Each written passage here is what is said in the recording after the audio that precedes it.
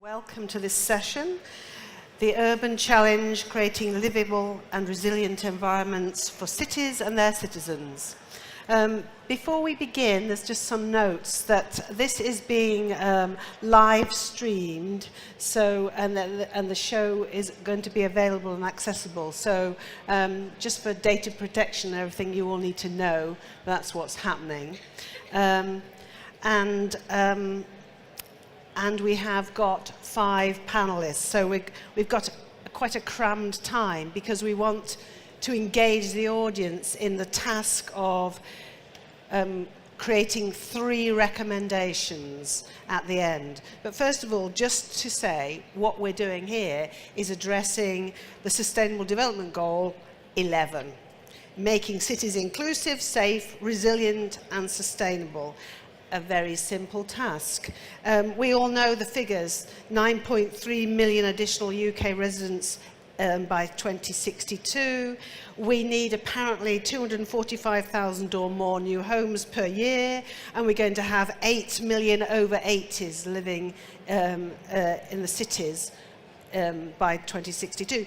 In the next 15 to 20 years, we need 30% extra water, we need 45% more energy, we need 50% more food, and we have an increase in cardiovascular diseases, in cancer and chronic respiratory diseases, diabetes and depression, i.e. the biggest cost to our healthcare is non-communicable diseases, which are all related to the places we live, our activity, our nutrition, our use of alcohol and tobacco, all lifestyle issues related to the increasingly compact and dense cities. We also have the small issue of climate change, air quality, heat effects on our health, well-being and prosperity.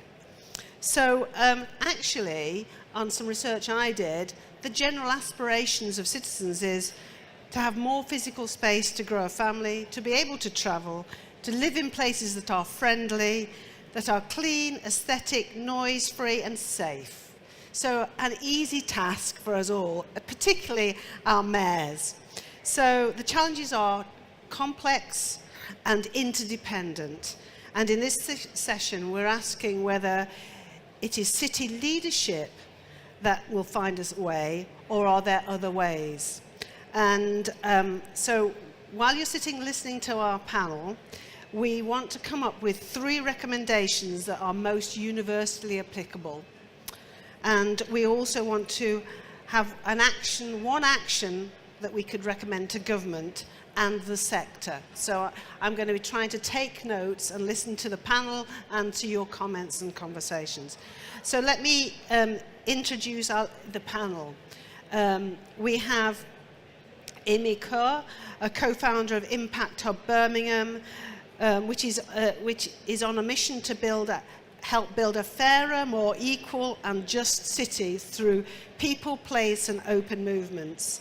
Immy is a member of Project 00, a collaborative studio of architects, strategic designers, programmers, social scientists, economists and urban designers practicing design beyond the traditional borders. And I'm sure Immy will expand on that. We have Patricia Brown, who is Director of Central and was Chief Executive of Central London Partnership, and she's interested in innovation for change, bringing the public and private sector together for change. We have Peter Madden, who is a Professor of City Futures at Cardiff University and a Chair of Building with Nature, and he was also a Chief Executive of Future Cities Catapult. And we have Indy, Johar, who is the founding director of 00 and leads Dark Matters Laboratory team. And I think he's going to expand on that too. And then, last but not least, we have Marvin Rees, Mayor of Bristol, who has many distinctive background and features. He's got 2 master's degrees. His education was in economic history, political theory, global economic development, and he was the Yale World Leader Fellow, Yale World Fellow on the Global Leadership Programme. He's had diverse careers in Washington, D.C., looking at the faith-based organizations related to President Bill Clinton's welfare reform bill. He's worked in public health. He's worked as a broadcast journalist for the BBC, and he's worked with young people to help those people in disadvantaged backgrounds. He is now the first ever mayor of Black Afro-Caribbean descent in a European city. And he's pledged to make Bristol a fairer city for all. And I'm sure Marvin will come up with some ideas around what global mayoral leadership can do. So without further ado, I'm going to introduce Immy to give her presentation. Hi. Hello, everyone.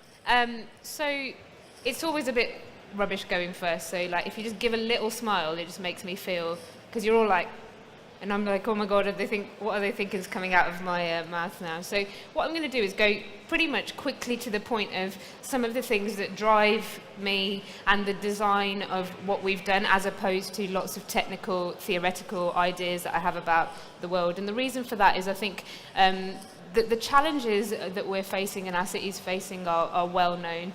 I don't think that anybody really needs me to give an overview of what we need to do and how we need to think. And there's many other people who are going to do a great job of that, not least my colleague Indy.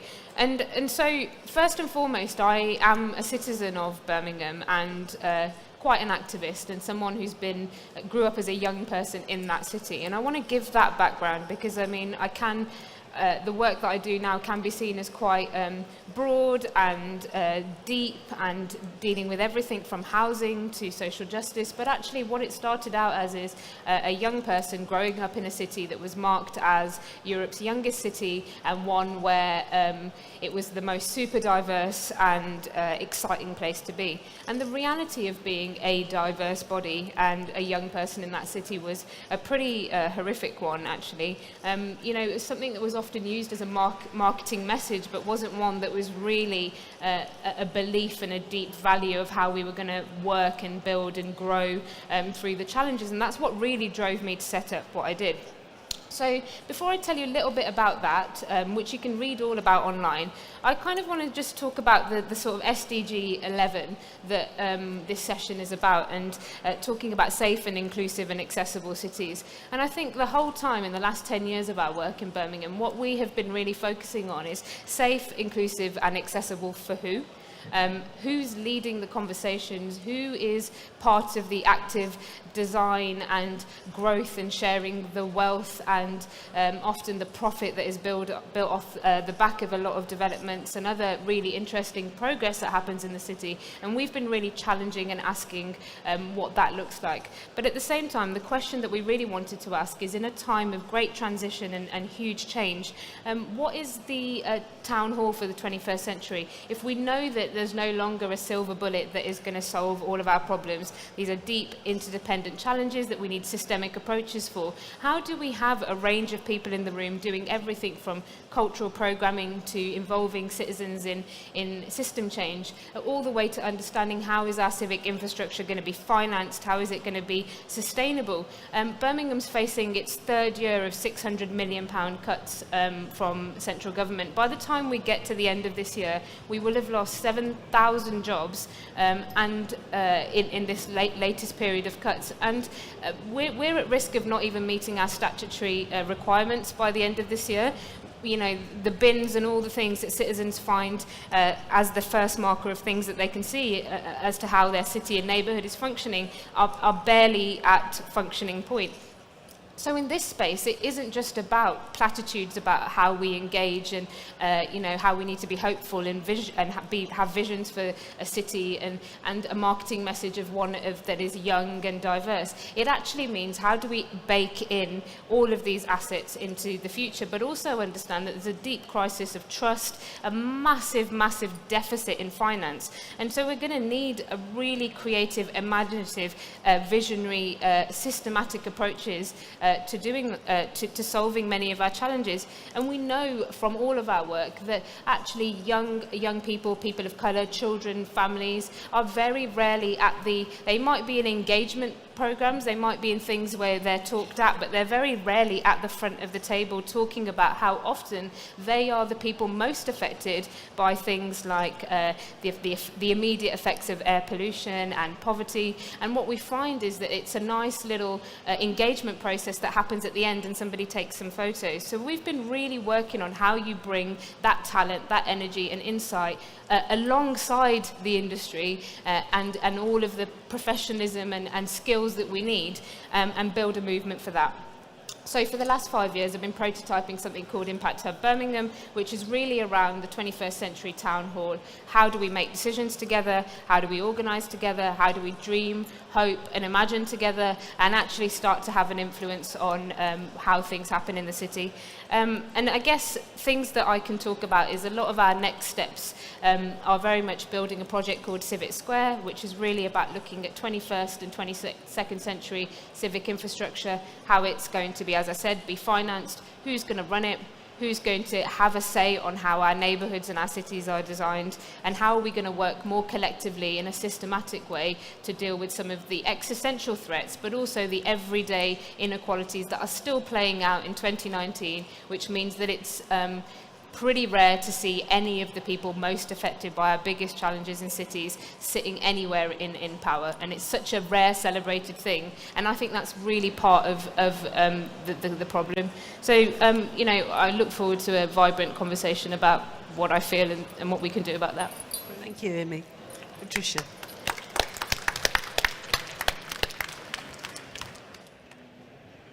Thank you. I think I'm going to go into some things which are going to be a deeper dive on some of the things that Ibby's talking about. Can I have my presentation up, please?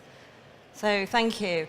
I want to start this session by explaining that I'm going to go back in time very briefly for about 22 years to when I was running something called Central London Partnership, which brought together the public and the private sector to do things to improve London. We came together because actually there was no civic authority, there was no GLA, we were about to get one probably, but the private sector especially was very concerned about how London was looking and whether we could maintain our position of an economically successful world city without paying attention and more attention to quality of life. And amongst that, actually retrofitting people into the equation. At the end of the 20th century, we had spent 50 or 60 years planning our cities around cars, and we were a motorized city, and like lots of cities across the world, London was all about the car. So a large part of the work that Central London Partnership did, working very closely with the private sector, was about pushing people back in the equation. We did things like lobby for the Trafalgar Square pedestrianisation. It was hard, but we got there. We also created things like business improvement districts. We brought that model over from North America in order to get private sector money into improving our spaces, our quality of place for everybody, not just the businesses, but for everybody, and that's really important. Creating a walking environment that felt great to be in and to actually put people at the heart of it. We went on to create Legible London. We wanted to give people the confidence to get lost, safe in the knowledge they could be found again, and make them want to walk and be in the city, and along the way spend their money there, so it was, it was good for the economy as well. And promoted public realm and livability and quality of life. This work went right out beyond the central London area, throughout London into the boroughs and many other parts of the UK. And at the same time, in the late 90s, the then central London government, new Labour government set up the Urban Renaissance. So our themes were really echoed by the Urban Task Force and the Urban Renaissance work that the government led, which helped a lot of what we were doing. So far, so good. London 1.0, I think, was drawing a line in the sand of that motor-dominated London and putting ourselves in the equation. And then along came 2.0 with deepening of this activity, the mayor's congestion charge, a whole host of things, making livability a priority. And we were going throughout this time up the Maslow's hierarchy of needs, I believe, slowly towards self-actualization of a city, to get to that sort of that silver bullet that we don't actually have completely, towards quality of life and quality of place. So far, so good. But along, over the years, came change, positive change, like East London's change in demographic, the move towards that, exacerbated and helped by the Olympics, the changing nature of work, the new creative industries. This is a picture of the Silicon Roundabout. So we started to work and live very differently, and public life became the word of the day. But along came Uber, that put more, which gave us personal mobility, but even more people on our streets. Mobile shopping, online shopping, great, but more cars in our streets, and so on and so forth. So unintended consequences crept in to nibble away at the very changes that we'd spent a very conscious effort to create. So the takeaway leave behind culture has turned our streets into litter bins again, and we solved that problem 20 years ago. So we've been changing as a society. As we become a cycling city and a walking city, we also now have to take into consideration and plan for things like vehicles, autonomous vehicles, our streets that we decluttered are now being cluttered with charging points. All potentially good things, but with definite unintended consequences. And amongst this, just a little side issue. This was in Lyon a few weeks ago, one of the automatic AVs in Lyon. Why do we, when we design new technology, have to infantilize it? So, just a question to the technology designers out there. So we're going up the Maslow's hierarchy of needs, but with this growth that we've heard about from Rachel, with this technology, economic change that we've heard about, and the austerity that Immy talked about so passionately, has really started to erode what quality of life looks like in London now. So we're building this fabulous edifice with the cherry of public realm and great coffee on the top, but our bedrock of our city, quality homes that are affordable, good public transport that doesn't feel difficult to be on, to get on, is eroding our quality of life. So what next? We have to really regroup, taking back what we did 20 years ago and thinking, how do we make change happen in light of the 21st century changes? So the future is the product of our present actions.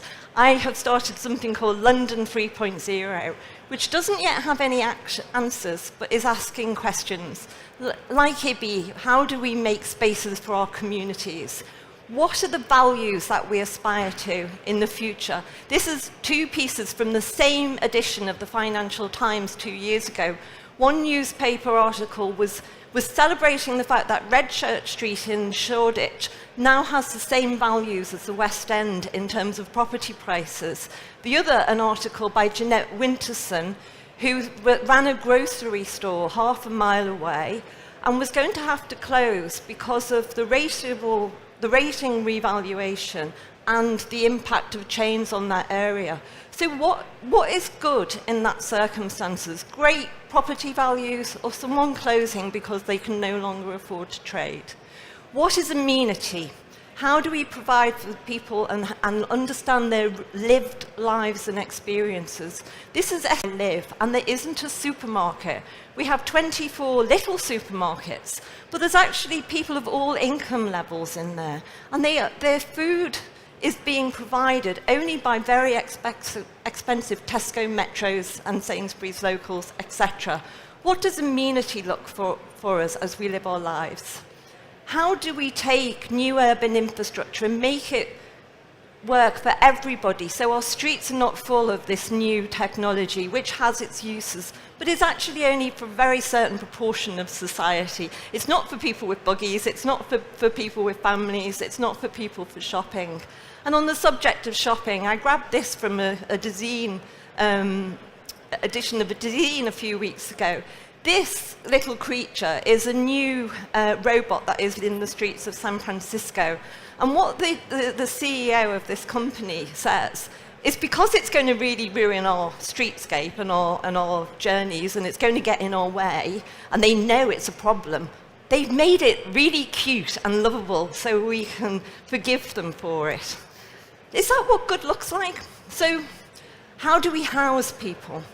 How do we create a denser city which is beautiful? This isn't. This is about a mile and a half from here on the Isle of Dogs. How do we make places as we house the people we need and build the type of homes, not the one-bedroom flats that the market is providing more easily to meet the targets that the boroughs demand, but those boroughs are not getting homes and they're really worried.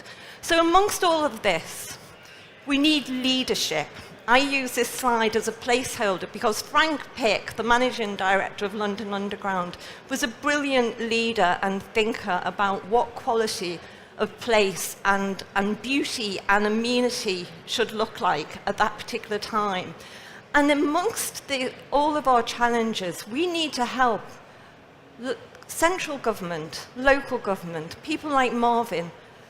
We need to come together to understand the challenges we face, create a new public-private partnership and a new paradigm for the 21st century.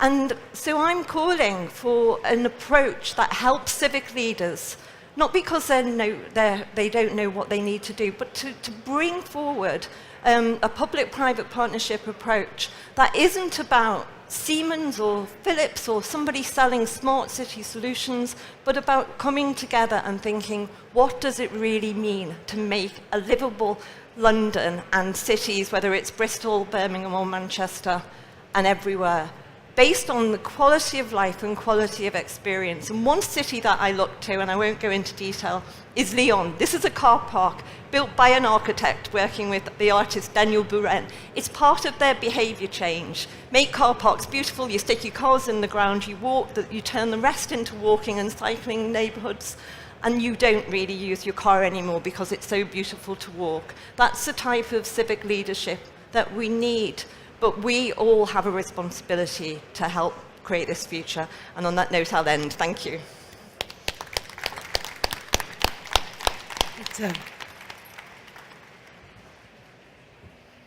Oh, I'm taking your clicker.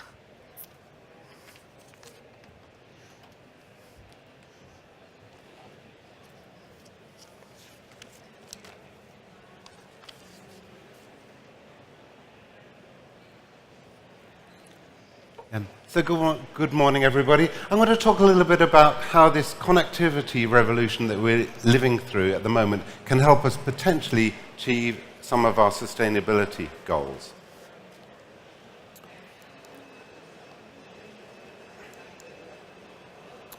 So the smart city of the future that we're all going to live in isn't going to be like the Jetsons. We're not going to tear everything down and build shiny and new.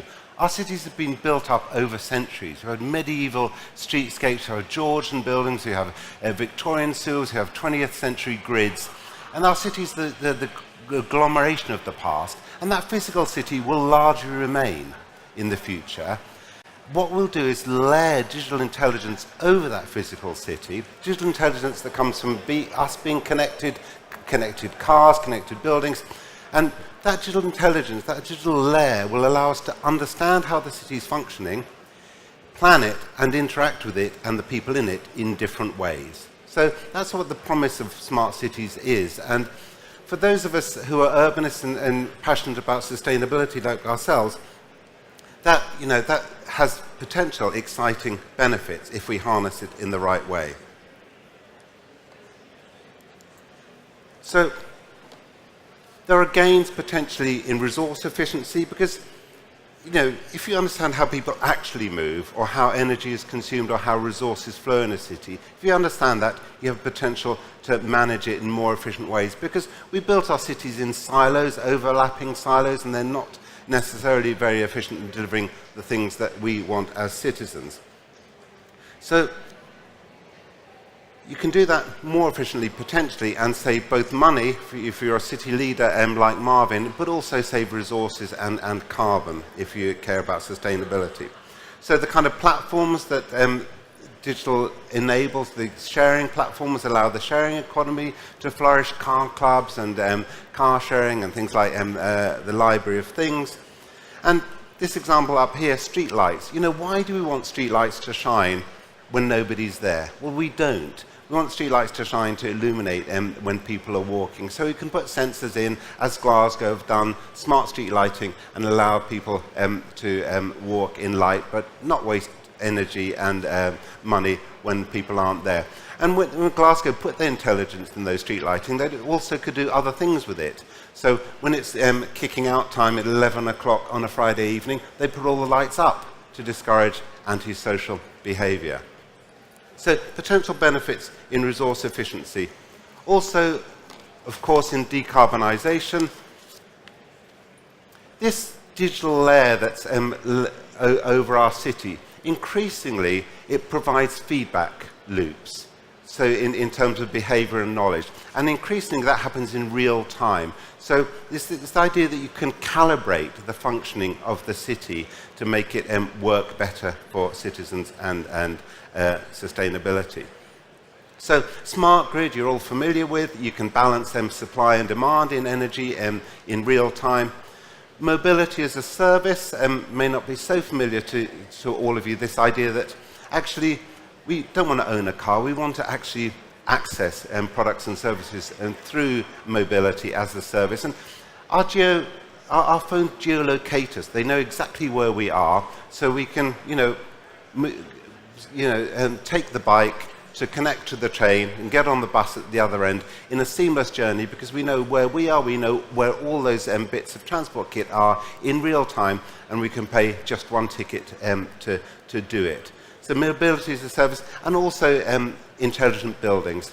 50% of our carbon in cities from buildings. So putting intelligence into buildings allows us to reduce that for benefits both for the tenants and also for the environment. Another big area of potential benefit is in dematerialization. So this virtualization of lots of areas of the economy through digital transformation, it has obviously a big social and economic impacts, but potential sustainability benefit. And I asked my students a week ago, I had a room full of students, not one of them in the room even knew what Blockbuster was, let alone had been to one. And the idea that I explained to them, that I would go walk to in America drive to a video store, pick up physical items from racks that had been stored in a warehouse, and walk back at home, watch it, and then walk back and do 4 journeys to pick up a physical object on a store in a high street, and there was one on every high street. They just couldn't comprehend that. So just as Netflix and Spotify are changing how we consume entertainment, the same with education, massive online learning courses, spreading education to different parts of the world. Rachel and I will have lots of our lectures now videoed, and more people can consume them in different places at different times. So, and that saves travel and journey and carbon. Telehealth, the ability to do remote diagnostics has potential big social benefits, but this figure, the staggering figure, 5% of all car journeys in England are attributed to the NHS in one way or another. So think about the health impacts of those 5% of all car journeys attributed just to health workers and patients travelling because of the health service. So telehealth, remote working, and visualization, VR can help people experience things without having to go there. So there's some of the positive gains in terms of resource efficiency, in terms of decarbonisation, in terms of dematerialisation. But as we all know, it's definitely not all going the right way. And you have problems like rebound effect and displacement effect. So If you make energy cheaper, people might just consume more of it. If you free up road space because of more efficient traffic management, people say, oh, the roads are free, I'll go and drive. And you can have displacement effects because you just spread demand through more time and place over 24 hours. So smart doesn't necessarily deliver the most sustainable outcomes. So we definitely need policy reinforcing to shape the direction of this technology. So when we free up space from traffic, take that space away from cars permanently. Have a carbon tax to raise the price of energy. And they would give just one example. People get more connected and they just travel more and consume more. And has anyone heard of Singles Day in China? Who's heard of Singles Day in China? Anyone in the room? About 3 people in the room. So this figure is I think, staggering. In a single 24-hour period last November, Alibaba got $30 billion of sales in one 24-hour period, 80% of those through smartphones. So being more connected may just encourage us to consume in more places, in more ways, in more times of the day. So we need to reinforce policy to make sure that that this technology drives more sustainable behaviour, and also think we increasingly need to frame choices for people. So we know algorithms are going to shape all our lives. So they already shape our choices whether we know it or not. Every time we interact with the digital world, algorithms are shaping whether, they shape whether people get jobs, or where they live, or how you travel, all sorts of things. So we should understand that algorithms are going to shape our lives and make those algorithms deliver sustainable choices for our citizens, frame the choices and how people live proactively. And this is my closing message to you, really. The technology change is coming. There's nothing you can do about it. We can't hold it back like Canute.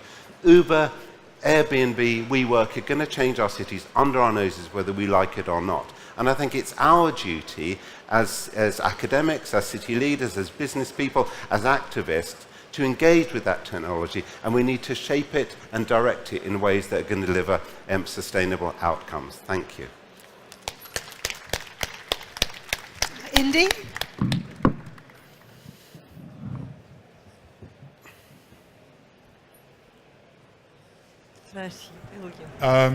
Good morning, everyone. I'm going to suggest that around us are all the right words. Right behind you it says time for action, right?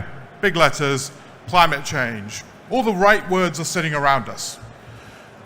But actually, if we're going to really talk about livability, I think we have to recognize we're under one of the most structural transitions of our society that we've ever witnessed, probably in our lifetimes, if not even our parents' lifetimes beyond that. So we know increasingly organizations, large organizations, are talking about how do you prepare for a world 3 degrees warmer, recognizing we're not going to be able to do anything for 1.5 degrees. It's a lost game. How do you prepare for a world in the next 10 years we're going to see the most dramatic shifts in the UK labour market that we've ever discussed? So when we talk about livability, we get into this nice fluffy worlds of like nice trees and everything else. But actually the underlying infrastructures of our life are about to change quite substantively.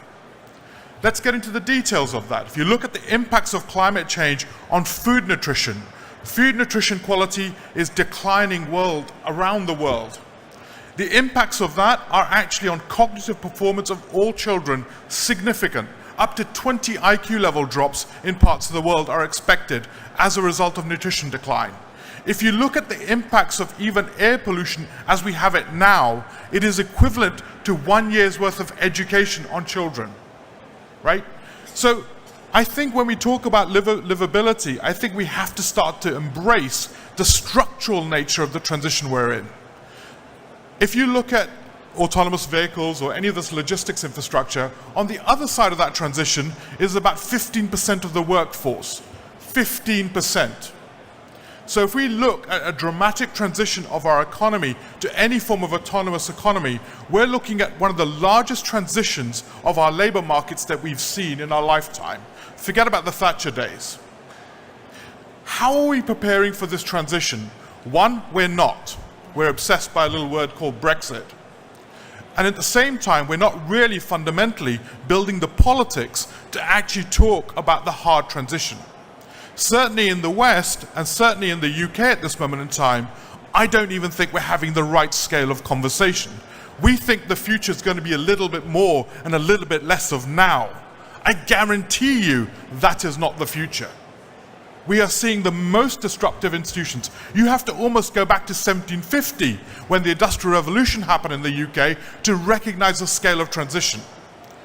Why did the Industrial Revolution happen in the UK? We didn't just have innovation, we had institutional innovation. We had distribution of wealth. We had distribution of knowledge in ways that we've not seen. So I think if we're going to talk about livability of our cities, we must first recognize that the scale of transition is no longer about actually getting a few real estate developers to build a few extra blocks. Actually, what we're almost certainly talking about is transition of the order of Marshall plans to deal with the scale of challenge. So, if we want to talk about this, let's talk about the European Green Deal or the UK Green Deal. We are no longer in the space of this being hunkered down. So we're sitting in a current room where most of the products are actually no longer going to be viable in the next 10 to 15 years. We're talking about massive product replacement of our economy, our energy, our workforce, our educational infrastructure, our institutional infrastructure. Are we actually even having the right conversation? So I think we're not even at the scale of the conversation, the scale of the institution, or even, and this is my kind of challenge, are we even having the right political conversation to talk about the transition? If we can, I think we can talk about livable cities. And livable cities is about unlocking a whole new idea of human value, which is no longer about labor, as in labor workforce. It's about unlocking the discovery and creative capacity of every citizen in the UK. How do you create the conditions for that? Well, you have to start at the biological level, water, air pollution, nutrient pollution, all of this stuff, all the way to educational institutions. Remember, we built the first schools, the schooling infrastructure that we built. It's pretty much out of date if you look at a post-automation economy. How do you rebuild our schooling infrastructure? How do you build health, not for digital, but for prevention? That is a massive change in our accounting infrastructure that we're no longer thinking about. So, I think we're in a big transition. Are we even having the right conversation is my opening. And if we're going to do it, I think we have to be thinking about a whole new scale of political tools. And I think we have to look for a new political discourse to talk about our future of cities. And with that, I think I'm going to try to hand over to our mayor to follow through. Hey, thanks. I mean, some of what you said actually does. I was worrying when I came in whether what I had to say was relevant. But when you talk about having a new kind of political conversation, hopefully there is some. So I've actually just come back from Mannheim. I was there with the mayor of Durban, the old mayor of Ghent, mayor from Kampala, former United States mayor.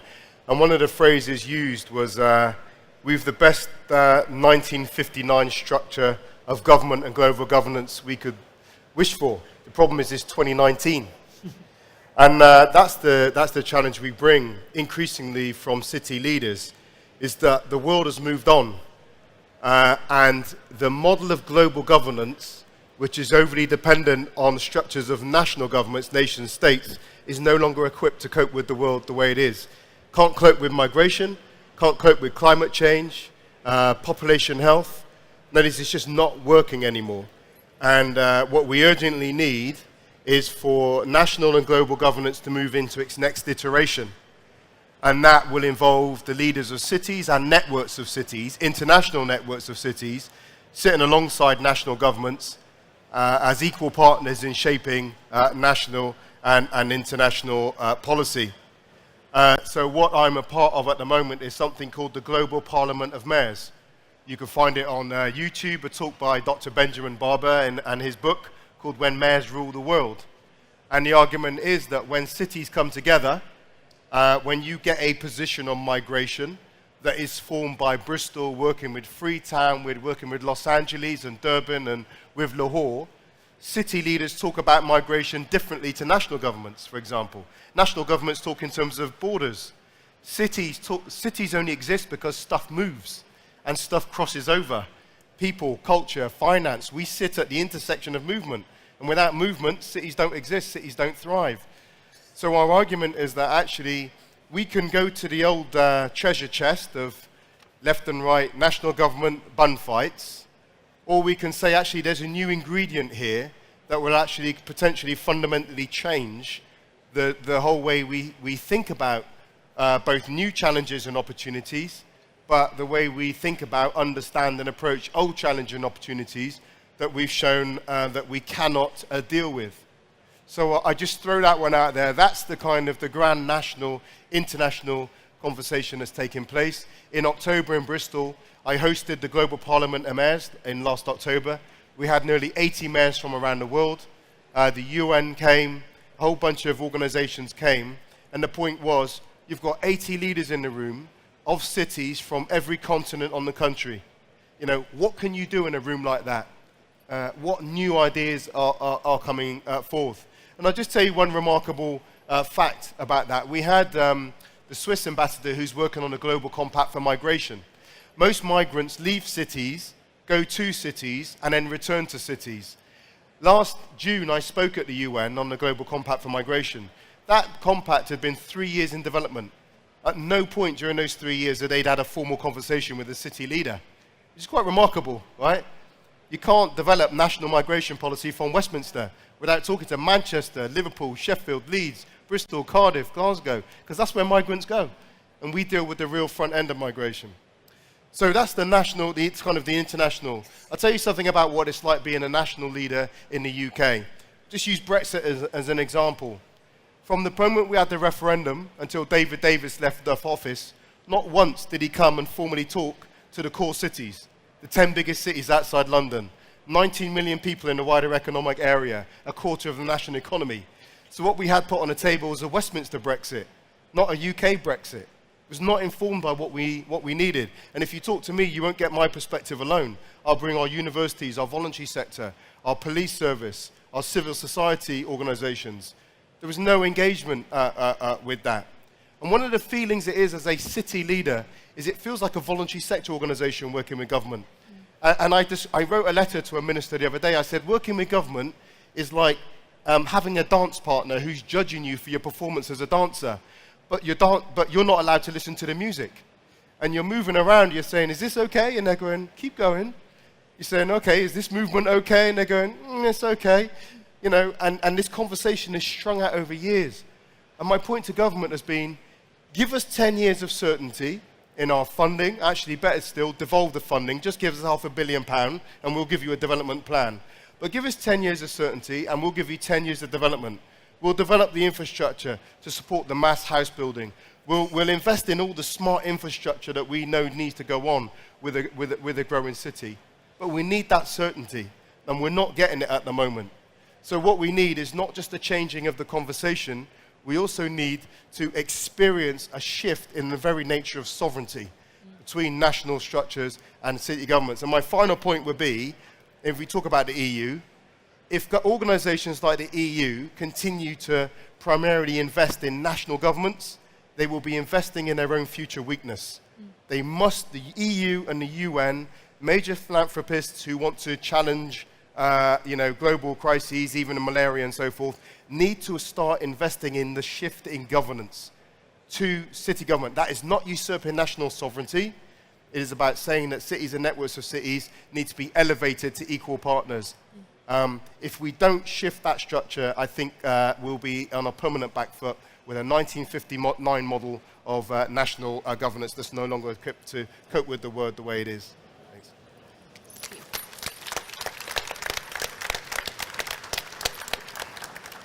Wow, thank you very much, everybody. Well, you can see the breadth of challenge from the opportunities of how we organise together, the whole relationship of the new public-private partnerships, the opportunity of smart and how we embrace the digital and whether it would change for the better or the worse, from the need, actually, as we move this way, to really radical change.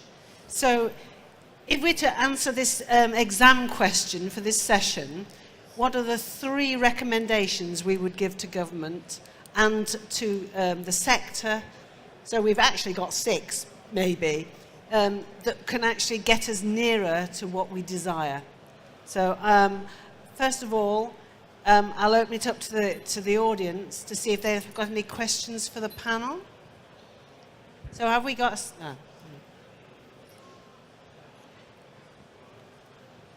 Thank you. Can you hear me? Yeah. Say your name and... John Alker, Director of Policy at UK Green Building Council.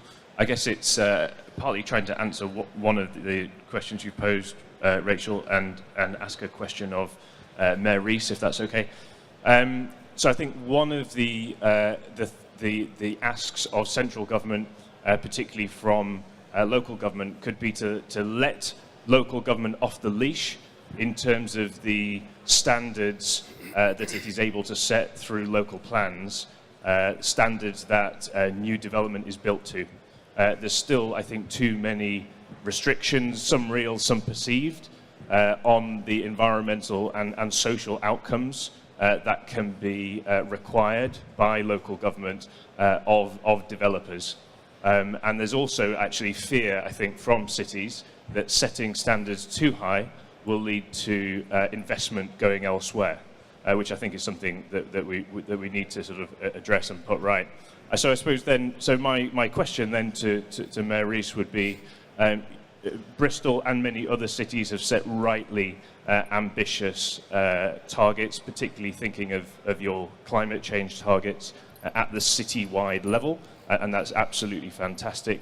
What then obviously needs to flow is the policies that will enable those targets to be met, and clearly the standards that we build our housing and commercial buildings to is an absolutely crucial part of that. So I wanted to ask, what is your appetite for standing alongside leaders from other cities and really challenging government on the targets that you're able to set for new buildings, and demonstrating real leadership on raising the bar on the environmental and social outcomes from new development, particularly carbon reductions? We've got a ferocious appetite for that, and we've already done it. So as part of UK 100, I sat around a table last year with Andy Burnham, Sadiq Khan, Andy Street from the Midlands, a whole bunch of UK cities, and Michael Gove asked to attend that meeting. And we set out two needs we have, because we want to deliver better air quality. It's not an abstract campaign issue. It's that people die, right, in our cities. One of the conversations I had, though, with some campaigners on environment in the city last year was one of the things we also have to grapple with at the city level is that sometimes good things clash. So we want a sustainable city, but we also need an inclusive economy. We need jobs for poor people, 3rd, 4th generation unemployed. And we need the space and the resource for when those issues clash to have those conversations. But our challenge to government was, one is, we want an extra £1.5 billion in the Clean Air Fund, right, to mitigate for the impact if it does cost us jobs. How do we begin to tackle poverty? And secondly, we want support for a diesel scrappage scheme. Our ambition in Bristol that we're hopefully on track for is to have no diesel buses in the city, all 100% biogas buses. We want to support we don't want any diesel taxis. But if you're going to go to a taxi driver who's just about making minimum wage and say you've got to go out and buy yourself a 60 grand car, it's not ideal. We've got to help people financially make that transition. And if I could just add one other thing that I raised yesterday about environmental standards, about how we play this out. And it comes because actually, I have a thing about environmentalism because I believe in it. People who get hit first and hardest by environmental destruction look like my dad, right? But the environmental movement does not look like my dad, right? So we got to do it in a way that respects poverty.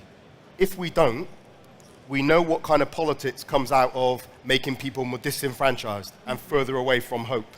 Yeah. We get politics that hates, that Trumpism. So actually, we have to do the immediate win your like on Facebook, win your retweet action that everyone loves and gets on social media. but we also have to sow the seeds for a kind of politics that will take care of the environment in the longer to medium term as well. And that means we have to do it very wisely. But we're pressuring government both nationally and internationally as well. Do they listen? We'll see. Thank you. Anybody else? Yep.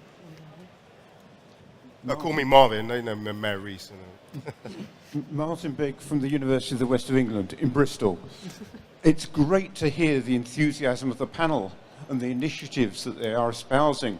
We've seen so many initiatives from the LEPs, from the Metro mayors, but every time we've come against a fundamental problem of funding. Over the past 10, 15 years, major reductions in funding of some really good ideas. And we've all been party to that, despite these good ideas. How can we change public approach to funding local authorities so that the local authorities, our cities, actually have the resources to deliver these great ideas? I'm going to ask Indy to just respond on that one. I think it's a really good point. But I think it also starts with, you know, the bullshit myths that we talk about ourselves. The UK is like a corner shop, you know, and that you have to spend what you save, and you know, all this rhetorical language. That is complete myth. That's a complete myth. I think, you know, we do not. The UK actually has the capacity to invest. Yeah. Actually, over the last Conservative term, we've wasted 800 billion as a result of austerity infrastructure, largely run it away. So there is a whole conversation about how we talk about money and whether we understand it as investment. Welfare is seen as a cost, whereas welfare is investment, right? We do not have language around public accounting rules which allow substantively for investment to unlock the transition. We do not understand strategic risk that our cities are facing actually over the next 10 to 15 years and the long-term implications that they will have on the GDP and the growth, sustainable growth of our economies. So I think it's also about how we have a genuinely different public conversation around this, because I think we've been,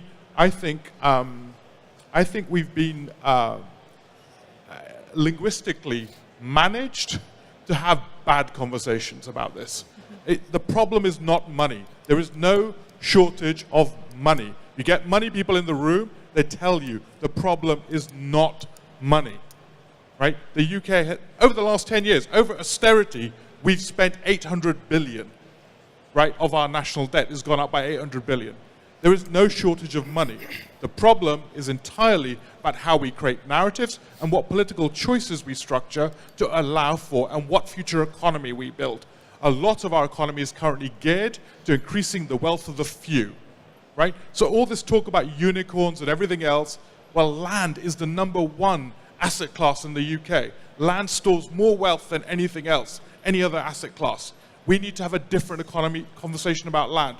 We're not actually having the real conversations. So if we want to build this, I think we have to build a new politics, and I don't mean politics as politicians, as in the political discourse that we have with ourselves and citizens in a different way. And that requires time and effort and really a new politics of change. Accounting rules, governance rules, boring. That's where the change is, by the way. Accounting rules, new forms of regulation, regulation in an outcome-driven digital machine-readable regulation. These things are going to change the world as we see it. And we're no longer globally leading that conversation, unfortunately, either. I'm going to ask Peter, if we think the new digital, the new algorithms, the new way of sensing and understanding the city could give us the argument for this investment or the fact that we've invested. Do you see the argument here? Yeah, okay. Well, I mean, first of all, completely agree with the thrust of the question. You know, 3/4 of the funding for our cities comes from central government, you know, with all the plethora of conditionality and rules and regulations decided largely by kids in Whitehall. I was one of those kids in Whitehall when I worked in central government. I thought we knew what was best for the whole country, places we'd never been to. So absolutely we have to devolve power and responsibility to cities. They will make mistakes, but that's fine. Our government central government makes plenty of mistakes. They will innovate, learn and be held democratically accountable by their population. So absolutely agree with that. To your question, I think intelligence about how our cities are actually functioning and how they work can, help get more joined up decision making and better decision making and help to crowdsource stuff, to enable stuff. And one of the ones I had when I was starting at the Catapult was Eric Pickles, saying every household has the right to concrete over his front garden to park his car. Okay, and for his sense that was a good thing, but the same government is paying for the flood damage and flood defences that are caused by concreting over our cities. So some basic digital modelling and mapping can tell people about these outcomes before they make a bad decision. So I think we can probably have better policy making, better citizen engagement, but a lot depends on how we make that digital connectivity and literacy available to what portions of the population. Yeah.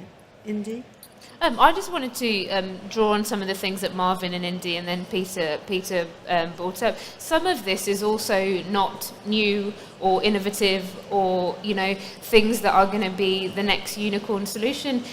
Communities and civic leaders and third sector organisations have been giving exquisite explanations of what's caused, for example, this sudden media portrayal of what's happening with knife crime. We've been telling people for years the decimation of many different things will create these conditions, but when these decisions, as Marvin was saying, is made so far away from you and in sensation, you end up with sensational media that is portraying a very different story. And I think that the devolving of those of much of what we've talked about and power and finance does make a huge difference, because it isn't just a free for all. You are accountable to your local population, and your local population, arguably, as Marvin said, cities aren't just static group of people that stay there forever, are able to respond and tell you eloquently the systematic problems that are causing things like that. And that also builds into,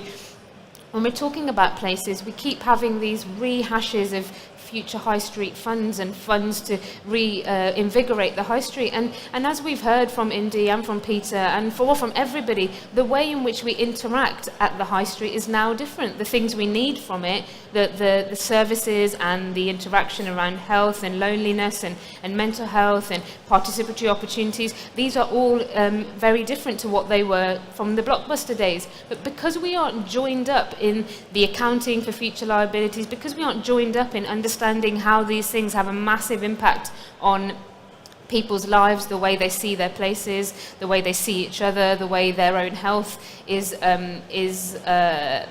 deteriorating or improving as a result of those everyday interactions we have at the neighbourhood or the high street level, we end up with these just ridiculous rehashes of funds that are coming out to do the same. Who is the next M&S we're going to invest in, who are going to go and save the high street? And I think so that the link is also that some of this is about the massive transition and needing to rethink what's needed, but also, Marvin made a really good point. We know what we're doing, we know how to do it. Whose voices are we valuing? Who are we putting at the table to say, well, we know why why children and young people are dying in our cities, we know why it's happening, and this is how we would solve it over the next 10 years. Instead, we end up with these ridiculous national narratives that come up with nothing new, and people locally are left to pick up the pieces. So I think it's just about balancing that. Lots of this is improving, upgrading what we already know to deal with a new reality, and it isn't some unicorn of someone sitting somewhere in San Francisco who's going to come up with the next big thing that's going to help all of our cities to survive. Okay. Have you? I've written 3 things down: silos, cause and effect, and reinventing the wheel, and I think they've been covered by others. So. Yeah. Okay, our next question. Hi. So I'm Brittany, co-founder of QFlow. We're a startup enabling construction and critical infrastructure to manage their social and environmental impact. And we would love to engage government organisations and organisations like yours, Immy, to actually get those routes to market. So I think one of the core things that you guys have discussed is this digital revolution that could really enable a lot of these discussions to happen. And we're in a space where we work with lots of amazing startups tackling that social mobility and social engagement space as well. But the challenge for us is that we're pushed to work with big private organisations because the bureaucracy that exists within our government structure and our public organisations is just prohibitive for us. We can't get in there. And there are amazing people who are building these incredible startups that might be unicorns, might not be. They're not from San Francisco. They are from the problem space. I'm from construction. The other startups are from mental health care workers. They really know that space. They're not from Westminster. And there's a great opportunity to not only engage people who have experienced the problem and solving it, but also creating global impact through that route. So my question to you guys is, what can you do as the Mayor of Bristol or the universities or the new government organised centres, what can you do to eliminate those barriers for us as startups to actually help you achieve your goals and help us to grow? Marvin. Can I just make a pitch if we're coming up with recommendations? I love this thing about this new language. One of the points we've been making is actually cuts cost money, and spending money on people is an investment that should get you a return. But on that point, it's a really relevant thing. The point that was made earlier on about Whitehall, sometimes it feels like we're run by 24-year-olds with Excel sheets. You know, we're not run by people who have vision, right? And they sit in an office, they know nothing about us. We've just done in Bristol, actually, something that's relevant for here. We just run a Bristol Housing Festival. A local guy, a lawyer by background, has got a real passion for housing. We were looking at off-site modular homes. We put them up on the waterfront in Bristol, 6 of them, right? And for the first time, the public are interacting with this, not just people in the trade. People walking around these modular homes and saying, I'd live in one of these. Now, this is a different kind of conversation, and we want to do this every year now. That's our flag going up there. We want to do this every year in Bristol. But to make that housing festival possible, I had to take a risk on Jeremy, personally, right? It was a £90,000 risk. That doesn't sound much, but politically, in local government, in the face of cuts, if it had gone wrong, you know, it would have been all over the papers, right? But I took that risk. Why? Because I knew him, I knew he was competent, I knew he was sincere, and I thought it was a great idea. So I said to our guys, don't worry, I'll give it the political cover. If it goes wrong, it's on me. Anyway, it didn't go wrong. He raised the money. But that's what we can do at a local level because we know them. We're not just saying, do you fit our checklist and our Excel sheet? And that's why, again, I think that shifting of decision-making to a form of politics where you can actually make an informed judgment about what you want to do is really important, rather than it disappearing into the depths of Whitehall that you'll know about, and then coming back to us and saying, we know about your city better than you do. So I would say advocate for that because, you know, I said this to, I'm not going to say which one, but I gave a talk to a national government body the other day. I talked to their AGM. And one of the things I said was, we don't just want to come and pick your pockets. We'd like to have a relationship with you so that actually you can say, well, they're 80% there. But because we know what they're like, we're willing to go with it. And we'll trust that they're going to make up the 20% because we know what they're like, rather than this sterile relationship we have with government at the moment that is not serving the country. Can I just answer that question quickly and with my recommendation? So we've talked about the structural transformations happening through digital in our cities, in our lives, and how we behave. For me, the one thing is for cities themselves to invest in capability, digital capability, to understand and shape and use this technology, because it's going to happen to cities anyway. And I think it's their responsibility to be, as our democratically elected bodies, to understand this technology, shape it and use it and protect citizens and enable citizens. So for me, it's cities themselves to invest in digital capability would be my one big recommendation. I was just going to say that a project that Indy and his team are running in Camden, I think, is a really interesting one about reframing the relationship of citizens and technology. And I think that my experience of having worked in the startup space is been quite shaped by this sort of quite American Silicon Valley narrative that we've had, and I think that it's not, and that's created quite a challenge for the way in which technology and people working in these spaces can actually interact with everyday life. So I think part of this reinvention of how that can happen, as you say, you're rightly fighting for the fact that these aren't people sitting in offices thousands of miles away, but even then the public perception of technology, what it's going to do and how it can impact people's lives is dealing with a breakdown of trust and other things. And I think that one of the things that has to be rebuilt is that last mile of the relationship of technology with people. And I think Old Camden is a great example of that. I'd look it up if I was you. But there's a lot more of that sort of experimentation and behaviour and cultural change in the tech sector that needs to follow suit. I think if I was to make one plea to the room and one recommendation, is keep your eye 6 to 9 months into the future. The world as we see it now may be substantively different 6 to 9 months. And I don't mean a huge amount of time. If Brexit goes significantly badly, we will be having a completely different type of conversation. And that type of conversation will not be, here's £20,000 for a high street fund, or 2 million for a high street fund. It'll be about the economic reboot of the UK.